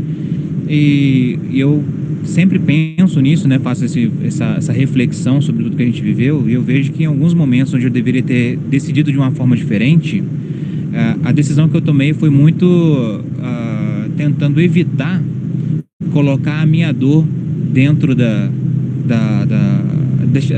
evitar que a minha dor influenciasse a minha decisão, com medo de ser injusto com as pessoas. Mas eu não vou decidir dessa forma, porque o meu sentimento em relação a esse assunto vem muito da minha dor, de dores passadas, que nada tem a ver, por exemplo, com essa pessoa, mas a situação era parecida. Mas na tentativa de ser mais justo, tentava tirar a minha dor da equação, né? E a gente acabou vivendo tudo que a gente viveu. Então, assim, o que gerou muito mais dores, né? Hoje eu tô um pouco mais inflexível nesse sentido. Acho que eu quero colocar tudo quanto é dor dentro da equação antes de tomar uma decisão. Faça isso. Mas eu achei muito interessante isso que você falou. E eu acho que é uma coisa que a gente passou agora, né? Assim, em pouco tempo. E olhando para trás, eu vejo que faltou colocar essa dor amiga na equação, sabe? Assim, acho que foi um erro da minha parte ter tirado ela da equação com medo de ser injusto. Acabei sendo injusto comigo, acabei sendo injusto com o que a gente faz, com a minha família, com todo o restante, sabe? Em função de buscar ser um pouco mais justo ou coerente com outra pessoa que ainda não vivia com a gente, que ainda não fazia parte do nosso ciclo, né? Então, acho que foi uma decisão equivocada. Aprendi a lição de uma maneira dura, né? Novamente vem a dor, trazendo sabedoria, forte, né? Trazendo sabedoria, mas tipo assim, que conselho seria mais adequado, né, para quem está ouvindo, por exemplo, na hora de tomar uma decisão onde você fica com existe esse momento da dúvida? Será que eu devo decidir dessa forma ou devo decidir diferente porque é a minha dor que está influenciando a minha decisão ou o meu julgamento? Cara, meu irmão querido, é porque a gente sempre imagina um jeito de evitar a dor. Então, evitar a dor parece que é o jeito, é a forma certa de ser, né? Só que a sua dor, cara, e as coisas que você viveu são a sua experiência. Então, nós não somos vítimas da dor, de ponto que a gente vai sentar e vai viver em sofrimento. Não somos vítimas da dor. A gente não vai sentar e vai sofrer para essa situação, mas quando essa dor ela ganhou maturidade no nosso coração, quando essa dor ela amadureceu em nós, ela carrega consigo a experiência do aprendizado. Então ela já não é mais nossa inimiga, ela é um fator que pesa na balança das nossas decisões. Então, já não vem do sofrimento, porque já não vem mais de um ambiente em que a gente tem essa dor ainda de maneira muito imatura em nós, já é uma dor amadurecida. Então, a primeira coisa que você tem que fazer é saber se as suas dores foram amadurecidas, se elas já amadureceram, se elas não são processos traumáticos que fazem você evitar algumas coisas. Então, se a dor de ter que alguém ter te traído em alguma questão, em alguma situação, que é o que acontece nas relações humanas, faz com que você não confie mais em ninguém, porque isso é um sofrimento. Não confiar em ninguém é um sofrimento. Mas você ser cuidadoso ao se relacionar e gerar intimidades para algumas pessoas, isso tem a ver com sabedoria, é a dor amadurecida. Então, você não tem medo de se relacionar, mas você pondera suas intimidades. Isso tem a ver com o que a gente aprendeu com a dor, entende? Então, você vai saber no teu coraçãozinho exatamente quando aquela dor amadureceu. É quando ela já não tem o peso da culpa, é quando ela não carrega mais o pesar, mas ela carrega só a experiência do ser, a experiência do agir, a forma que você tem de ver amadurecidamente a partir daquela perspectiva que antes era dor e agora virou experiência. Então você vai aprender, cara. Isso é uma situação em que, quando ela ainda está latente, quando ela ainda é muito vívida, quando ela ainda está muito exposta, quando a ferida não criou aquela pereba, aquela casca grossa, ela ainda vai fazer com que você viva a partir de trauma, sabe? Então você vai evitar de entrar na água quando você tiver aquela ferida aberta, porque vai arder, sabe? Mas quando aquilo já calcificou, quando aquilo já criou uma casca mais forte, meu irmão, você viu o que de dor você sentiu, você aprendeu e você toma cuidado nas relações. Então, cuidado na vida, cara, é algo que a gente só aprende na dor. Não tem como aprender. A gente é 100% aberto o tempo todo até que vem a dor. A gente é 100% passional até que a gente quebre a cara emocionalmente. É assim que a gente vai aprender. Então, a tua dor é tua amiga se ela foi uma dor amadurecida, se ela vem da experiência daquilo que você superou. Se você não superou, ela ainda é ferida. E se ela é ferida, você ainda não consegue decidir a partir dela. Mas no momento que aquilo calcificou, no momento que aquilo endureceu, no momento que aquilo enrijeceu, aquilo virou experiência. Então você vai conseguir discernir isso na sua vida. Você vai conseguir discernir isso. Agora, eu vou te dizer. Para mim, meu irmão, como que isso funciona? Eu sou crente, cara. Eu oro muito, irmão. E eu tenho o costume de orar até que eu consiga ter discernimento daquilo. Então, talvez eu seja o cara mais chato que Deus já ouviu na face da terra, cara. Porque eu oro até ter certeza de qual decisão eu vou tomar. Eu oro muito, sabe? Eu oro muito. E eu vou te falar, não costumo tomar decisões sem orar. Sem pedir o discernimento, sem pedir ao Espírito Santo que discerne o mundo e as coisas, que me ajude a enxergar e ter perspectivas e que me ensine a lidar, né, inclusive com as frustrações daquilo que eu decidi. Porque todas as escolhas também carregam consigo as frustrações. Todas as escolhas, tudo aquilo que a gente tenta pegar com uma mão, a gente vai ter que soltar algumas outras coisas. Acontece e a gente vai precisar lidar com isso. Então, a frustração das nossas escolhas é algo que a gente talvez não coloque na balança na hora de orar. Eu oro sempre pelas frustrações das minhas escolhas. O quanto que eu posso me frustrar por aquilo que eu decidi. E eu costumo tomar umas decisões muito sérias, assim, cara, na minha vida. E quando eu tomo essas decisões, eu acabo quase nunca voltando atrás, porque eu entendo que é fruto do amadurecimento, do meu entendimento a partir da minha dor e de outras relações que eu já vivi. Então, a dor entra na conta como dor amadurecida, como dor já calcificada. Se tiver exposta e tiver no meio da tensão, não decida por nada. Você não é obrigado a tomar decisões com feridas expostas. Não é mesmo. É como ir para a guerra sem um braço, irmão. Entende? Não dá, não funciona. Então, enquanto ainda está tratando algumas dores, trate aquelas dores até que aquilo vire experiência. E quando vira experiência? Quando a ferida não está aberta. Quando aquilo já não dói mais, sabe? Quando virou experiência de aprendizado. É assim que a gente deve lidar. E ter muito cuidado, né, com aquilo que a gente sente.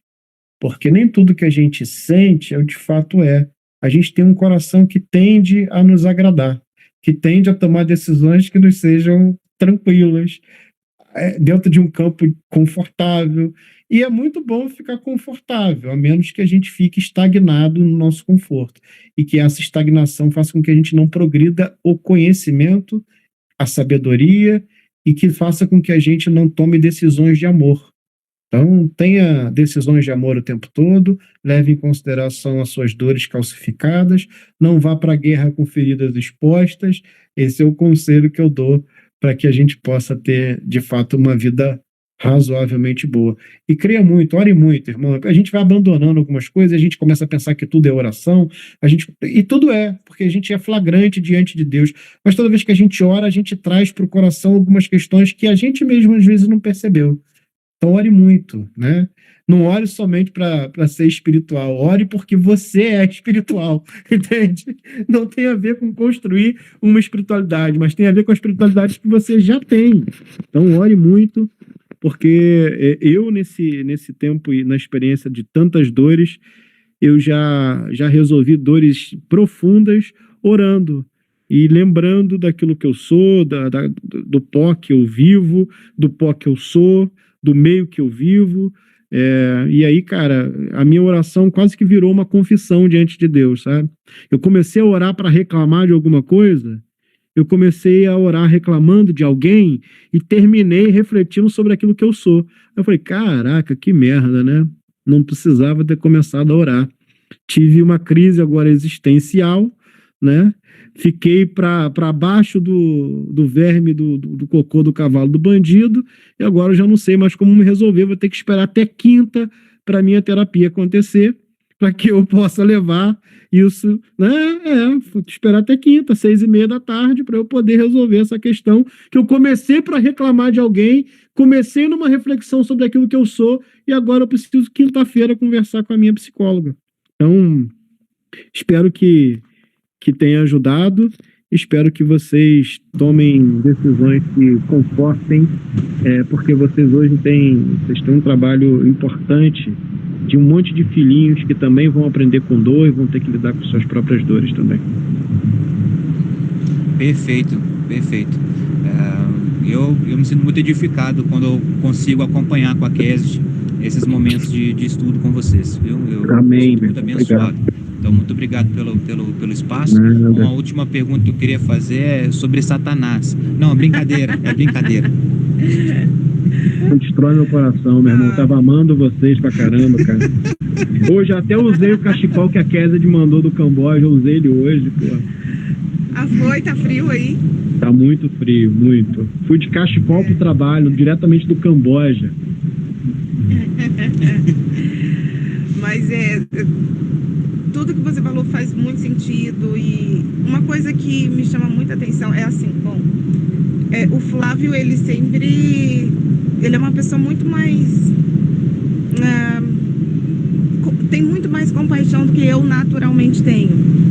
Ele sempre está disposto a andar mais uma milha, a perdoar de novo, sabe? E eu sou naturalmente coração fechado. Essa é a minha humanidade, assim, eu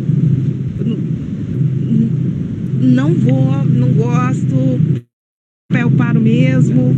A Kézia apanha uma vez só. Eu apanho uma vez só, né? Na vida é isso aí, sabe? E daí o Flávio me confronta em amor, né? Porque, cara, a gente precisa disso, de andar mais uma milha, a gente precisa ter esse olhar mais compassivo, que pra mim, na minha natureza, é falha. Então ele sempre me confronta com esse amor e com essa gentileza, essa fé nas pessoas, né? E hoje eu vejo que essa dor que causou o fato dele não valorizar a dor dele, trouxe muito mais prejuízo, porque ele perdeu essa habilidade de ter compaixão. Eu espero que seja temporariamente, né? Mas isso acaba que... eu espero que sim. Espero que não tenha engessado, né? Mas eu trago isso como uma reflexão mesmo. Não deixe de olhar a sua dor como real, né? Para que depois você não se engesse e perca essa habilidade de amar. Tem muito de quem você é em jogo, né? Sim. Na verdade, tem tudo daquilo que importa em jogo. De todas as coisas, Gente, mas acho que mais importam é o amor, gente. Então, não percam isso. Ô, gente, eu morri de rir com Roberto e Rai, tá? Essas vovós aí que já se demonstraram aí na hora. A gente deu muita risada aqui com vocês. As reações foram hilárias. É porque o chinelo comia. É tranquilo que o chinelo comia solto. Gente, minhas filhas brigam comigo demais. Elas falam: mãe, você é outra pessoa. Mãe, você é falsa. Mãe, você é fingida. A gente não era assim. Eles esquecem que as pessoas melhoram, né? Evoluem, né? Exatamente. Acha que é tudo Graças a Deus. injustiça agora. Graças a Deus. Eu vejo meu pai. Meu pai já me bateu com cadeira, com pau, com um saco de cimento. Eu já apanhei tudo quanto é jeito, gente. Aí com as minhas filhas hoje eu falo: não mexe aí. Ela deixa a menina, pelo amor de Deus, não fala assim com ela. Você não tem o jeito certo de falar, meu filho. Você tem que usar psicologia. Eu falo: Psicologia? É. Psicologia era o nome de um porrete que meu pai tinha em casa. Exatamente. Pra gente ver Gente, como é bom que demais funciona. esse papo com vocês. Próximo. Mais alguém queira falar, meu povo? Pode abrir a mãozinha aí, falar, casa de vocês, né? Quiser confessar um pecado, pode também. Um espancamento de um filho, pode falar. O bom do TDAH é que a gente é muito questionador e insolente. A gente pode aceitar assim, por impulso, mas vai ter uma hora que a gente questiona. Quando questiona, já era. E não dá para tolerar o intolerável, não. Sabe? É o paradoxo da tolerância. Tipo, se você tolerar o intolerável, como disse Karl Popper, aí ferra tudo. Se tolerar um chefe de Estado ditador, aí ferra com a democracia. É isso. Infelizmente, meu irmão. Não tem jeito. Mais alguém que queira falar? Junto com o meu irmão Wallace. Eu queria agradecer. Eu fiquei por último, né, gente? Para não falar demais, eu prefiro ficar por último. Não, mas hoje eu não quero falar nada, só quero agradecer o que você falou sobre a dor. É muito interessante, porque todos nós já passamos por ela. E o que você falou sobre a ferida curada, para que você não faça um julgamento errado, que você possa ter discernimento para tomar atitudes. Isso tem muito a ver. Eu acredito nisso. Às vezes a gente está ferido, às vezes a gente não sabe, e a gente se fecha e não tem a compaixão necessária para aquela situação. E você ter a capacidade de discernir se aquele amadurecimento ele causou uma sabedoria na sua vida, para que você saiba lidar com aquelas situações difíceis. Ou se você está sendo movida por vingança, por raiva, por ódio, por ressentimento. Né? Eu passei por muitas dores, acredito que muitas eu já ressignifiquei e hoje eu tenho. As minhas decisões são pautadas sobre as experiências. E tem outras que ainda estão inflamadas. Tem outras que ainda estão pulsando. E diante dessas dores que pulsam, eu tenho receio ainda de tomar decisões erradas, porque elas não estão amadurecidas. Eu sei que elas precisam de um tempo para curar, entendeu? Então, eu queria agradecer, porque hoje foi muito importante para mim ouvir tudo isso de você. Amém. Maravilha, minha irmã. Tamo junto. Acho que o Fábio levantou a mãozinha também. Essa questão das dores é algo que eu estou tentando aprender. Eu tenho muita dificuldade para a tomada de decisões que eu vejo que impactem não só a mim, ou impactem diretamente aquilo que está ao meu redor, principalmente a minha casa, a minha família, né? Então eu tenho uma certa dificuldade, assim como o Wallace comenta, né, o TDAH. Eu acho que isso é um dos pontos que a condição neurológica traz, porém por mais que exercite, essa questão da tomada de decisão para mim é muito complicada, muito complexa, muito difícil. Isso, isso, por exemplo, para comprar um tênis de R$ 200 ou para, sei lá, trocar de emprego. Cara, eu passo noites sem dormir porque eu não sei qual decisão tomar. É um troço muito difícil para mim, né? E outro ponto em relação à dor, né? Por mais que a dor, você já saiba que aquela decisão que você tomou parecida no passado doeu, você relembra daquilo e ainda assim a decisão errada ela acontece. Até brinco com a Ana, né? Tudo quanto é coisa importante eu falo com ela. Ela, amor, e aí? O que você acha? O que você acha? Você decide. Se der errado, tá tudo bem. Então ainda bem que eu tenho o suporte dela, senão eu tava no sabe Deus onde, né?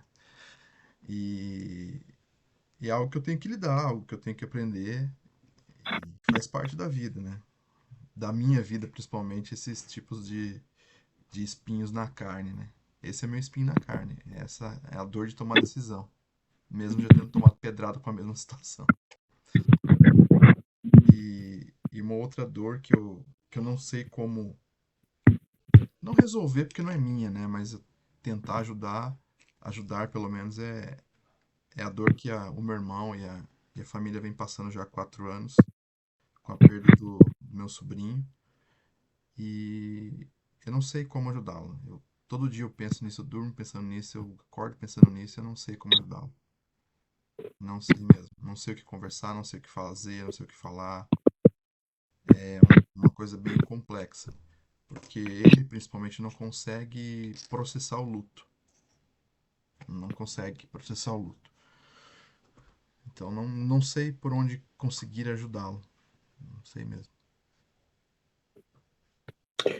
Irmão, dores do luto e de situações que precisam de tempo para maturação, não tem como acelerar processo, sabe, Fábio? Não tem mesmo. Queria ter uma notícia melhor para dar, né? Mas não tem. São situações que precisam ser processadas, sabe? Precisam ser assimiladas. E eu vou te dizer que a perda de um filho, de uma filha, de um ente amado é algo que não apenas nos enche de dor, mas é dor, é saudade, é tristeza, e aí isso se mistura às vezes em culpa, uma série de situações que grande parte delas não tem solução em nós mesmos, entende? Não tem, você não consegue se perdoar, você não consegue voltar, você não consegue. É um processo que o luto carrega, que é necessário formular ele. Para isso, é ajuda terapêutica, tá, mano? Assim, isso aí é essencial, a ajuda terapêutica. Pois é. E assim, Esse ano acho que fazem não. 5 anos que o meu sobrinho faleceu. Esse tem acho que um mês ou dois que eu consegui convencê-lo a entrar na terapia. É. E aí no psiquiatra. Aí ele começou a fazer terapia e eu falei, e aí, como é que tá? Ele, é só um bate-papo, parece que não serve pra nada. Fala, então fala isso pro teu Uhum, psicólogo. Se é um bate-papo que não serve pra nada, fale pra ele exatamente isso, ó. Eu acho que não serve pra nada. O que a gente pode fazer? Né? Porque eu vejo ele assim, definhando, no sentido não físico, mas no sentido mental, definhando. Eu uhum, vejo ele tentando substituir com coisas que não tem necessidade, uhum, né? Canalizando para coisas que não tem necessidade. E que você uhum, vê que realmente é uma fuga para tentar esquecer, né? E o que me preocupa é que ele literalmente apagou o menino da vida dele, entendeu? Não tem mais uma foto na casa, não tem mais uma foto no celular, ele não quer que fale do menino, não quer que faça nada. Então, a minha preocupação é que ele vive nesse estado de negação, entendeu? E a impressão que eu tenho é que o estado de negação é o luto não processado, que isso pode perdurar para sempre. É o primeiro estágio do luto, né? Você negar aquilo. Você vai negar que aquilo é uma dor tão absurda que você não quer lembrar, que você não quer pensar. que é mais fácil deletar, que é o mais fácil seria o não existir. Às vezes a pessoa não tem coragem de não existir, ela vai negar tudo, entende? Fábio. E é uma coisa que você não vai conseguir doutrinar nem ensinar. Então, dizer pro cara, pô, irmão, tu tem que ter foto, você tem que falar. Irmão, não tem como. Não falo nada. Não falo Não nada. tem como, porque é uma parada que ele tá. Vou te dizer, inclusive, Fábio, que ele tá formulando no tempo dele, tá? O negar, né, é a primeira fase, você pode ficar muito tempo nisso. Entende? Uma hora, né? Assim, e é uma hora que vai acontecer, ele vai ter que se encontrar com ele nessa condição e vai ter que ter algum diálogo com ele mesmo, vai necessitar. Já não vai ser mais uma questão de quando, né? Mas vai ser uma questão de o que que eu vou fazer quando isso acontecer. Vai ter que se encontrar consigo, entende, irmão? Mas ainda está dando para negar, ainda está dando para poder fugir, ainda está tentando não enxergar. E aí, ô Fábio, de alguma forma, isso é o que ele está conseguindo até o momento. A ajuda psiquiátrica ou psicológica vem não para acelerar esse processo, mas para que você possa formular ele. E quando você nega, né, você gera ausência, e a ausência não gera reflexão, porque é a reflexão que faz com que você possa formular. O que você está fazendo, o que o indivíduo está fazendo é tentar pular essa etapa da dor, de sentir essa dor. Porque ele tenha, talvez ele tenha só sofrido, não tenha sentido a dor. Entende? Porque nesse momento, o sofrimento é maior do que a dor.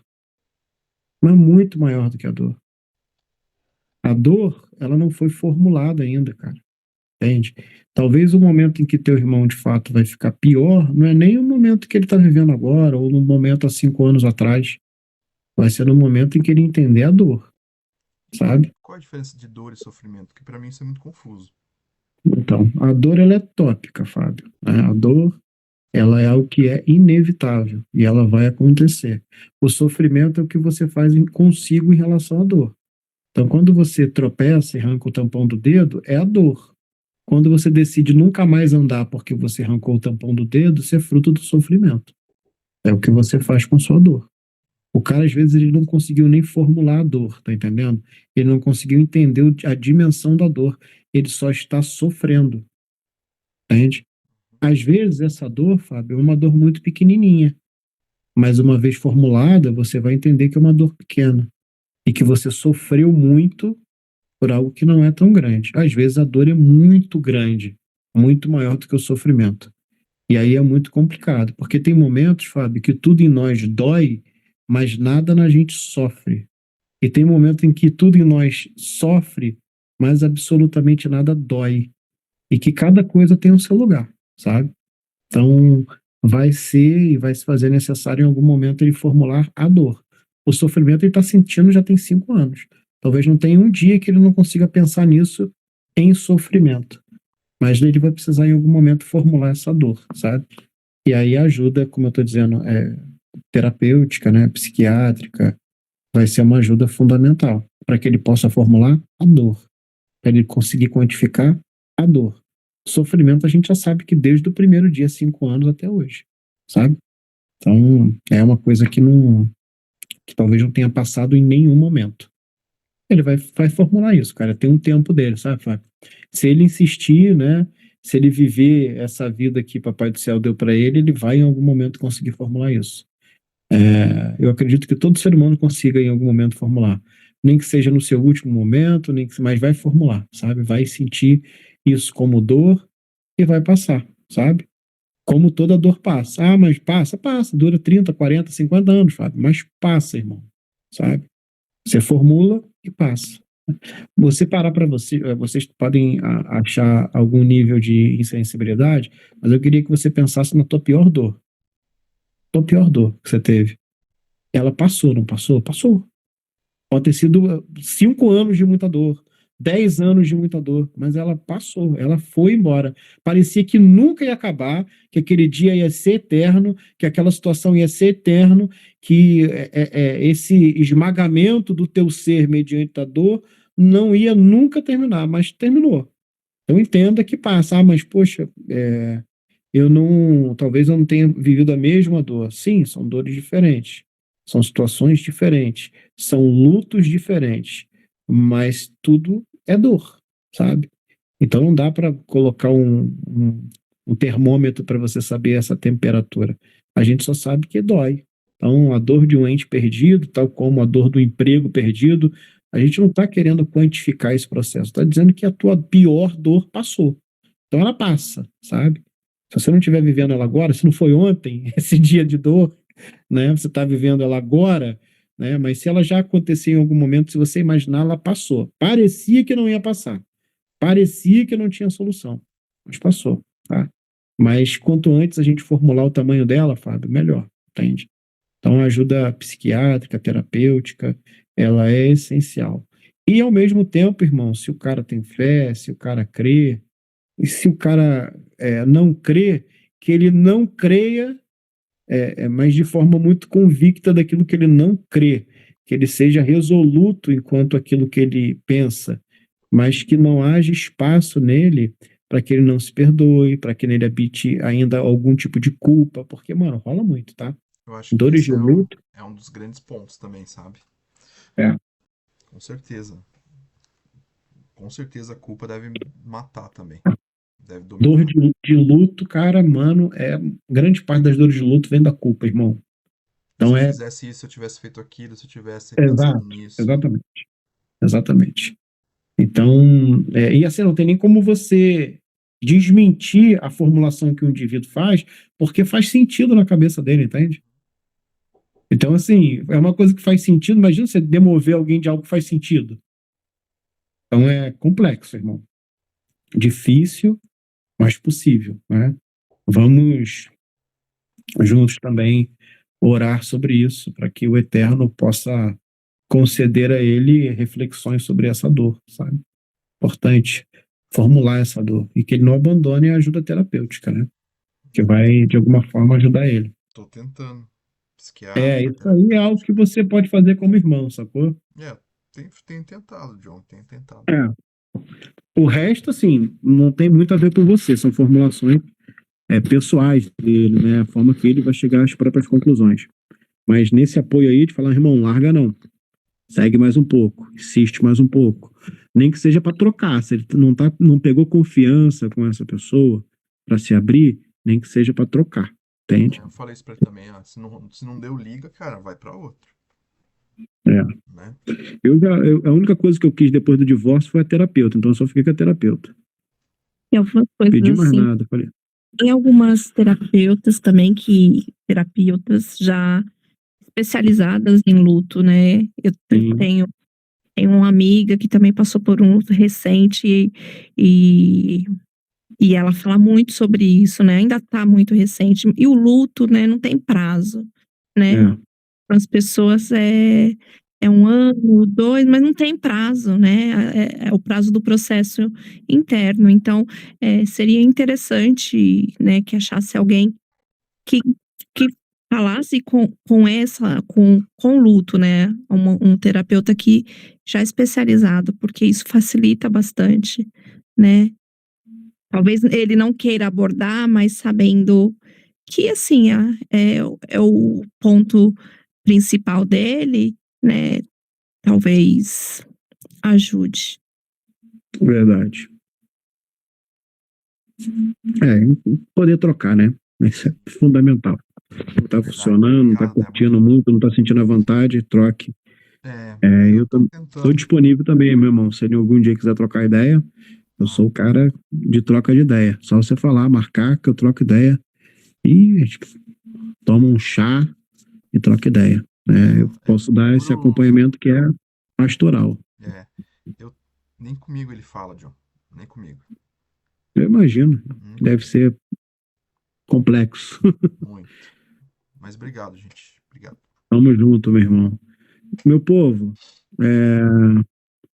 vamos orar para que a gente se despeça desse momento com o coração disposto a refletir sobre as dores, ok?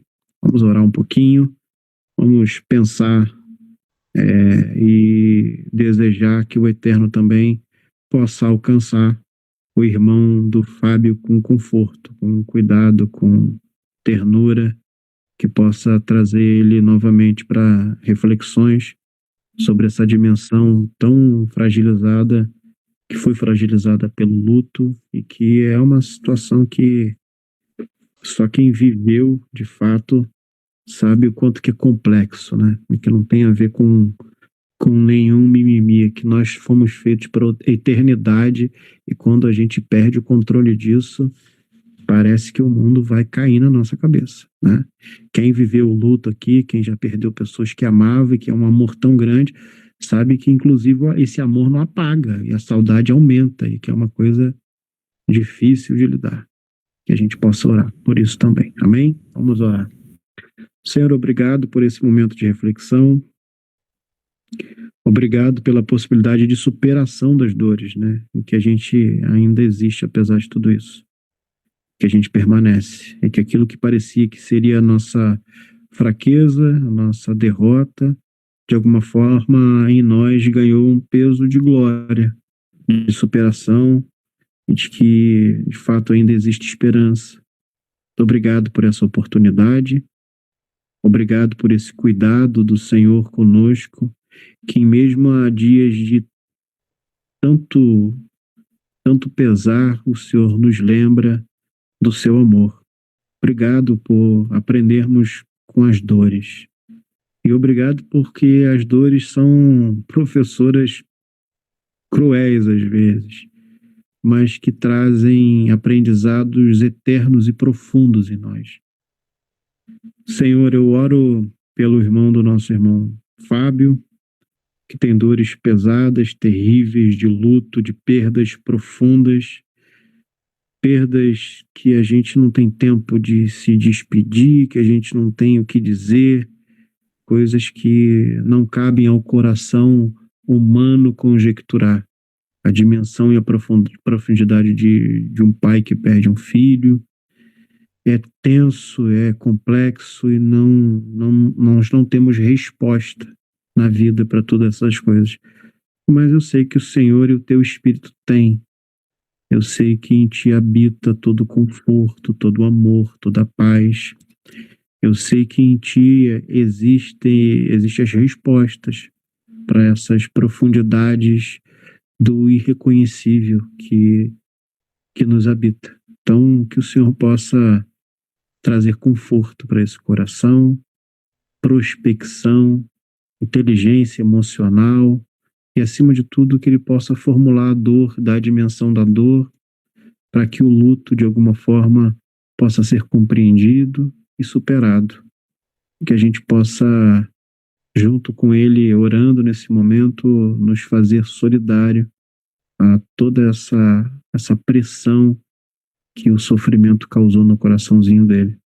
A gente possa, de todas as formas, nos tornarmos um só com esse irmão que vive essa dor, em um só coração, sabendo que todos nós vivemos e formulamos em algum momento a despedida da dor do luto, ou aqueles que ainda não formularam irão fazer assim, e que a gente possa ter um espírito pronto, para que a gente possa, de todas as formas, reconhecer que não temos o controle de tudo, que a culpa que nos habita, ela é forjada por um tanto de coisa que não fazem tanto sentido diante da brevidade que é a vida e de tudo aquilo que são formulações que não nos cabe fazer, mas que nos habita.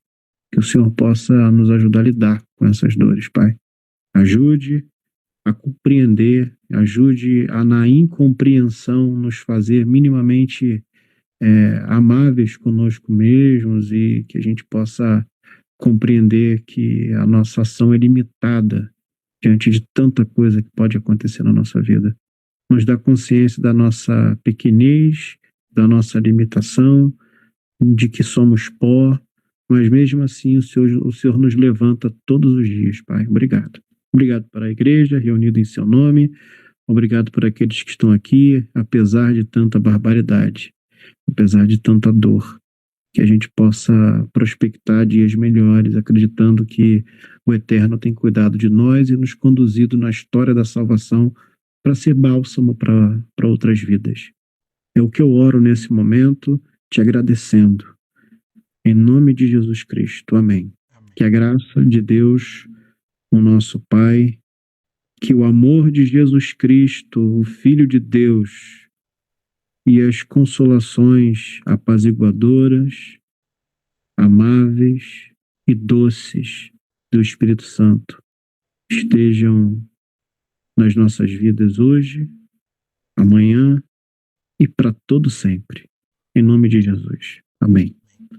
Amém, meu povo. Amém. Tamo junto. Deus abençoe vocês.